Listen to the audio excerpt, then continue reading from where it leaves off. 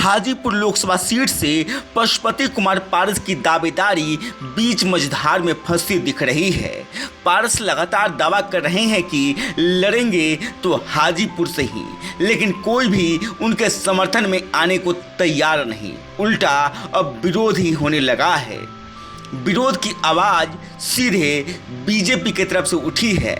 वैशाली जिला बीजेपी के नेताओं ने अपने शीर्ष नेतृत्व को साफ संदेश भिजवा दिया है कि पारस लड़े तो हाजीपुर में हार तय है। बीजेपी नेताओं का कहना है कि पारस कभी जनता के बीच गए ही नहीं, कार्यकर्ताओं को पहचानते ही नहीं, गठबंधन सहयोगियों को वैल्यू देते ही नहीं। ऐसे में कौन करेगा उनकी मदद? सिर्फ चुनाव लड़ना ही काफ़ी नहीं है, जीतना भी पड़ता है, और जीत पारस के बस की बात नहीं।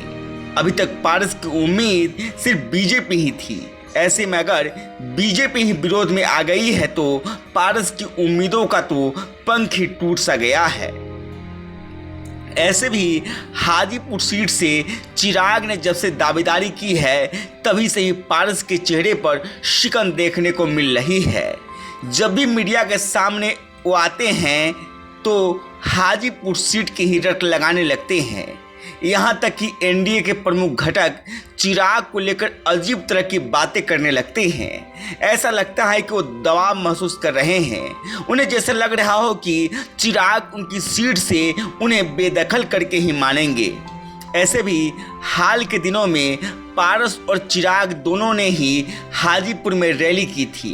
मैदान एक ही था, अक्षयवट राय स्टेडियम, लेकिन दोनों ही नेताओं की सभा में उमड़ी भीड़ में जमीन आसमान का अंतर था।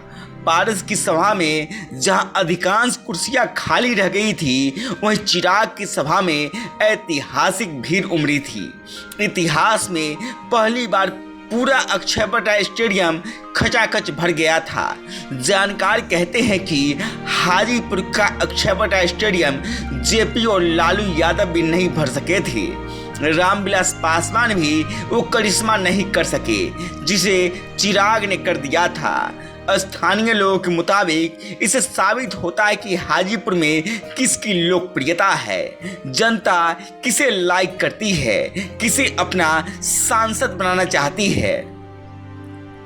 स्थानीय लोगों के मुताबिक रामविलास पासवान और चिराग पासवान के कहने पर उन्होंने पारस को वोट किया था, लेकिन चुनाव जीतने के बाद पारस ने जनता के कितनी खोज खबर ली इसे लोग बताना भी नहीं चाहते हैं। वहीं पिछले करीब 3 सालों में चिराग ने हर गांव तक अपनी पहुंच बनाई है।